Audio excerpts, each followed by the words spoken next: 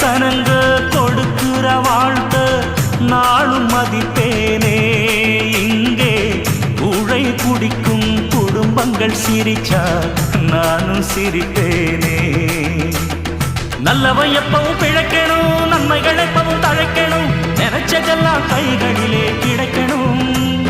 தொட்டது எப்பவும் துலங்கணும், தர்ம சத்தியம் விளங்கணும், விதைச்சதெல்லாம் பூமரமா முளைக்கணும். துணிந்து நின்றால் தடையேது,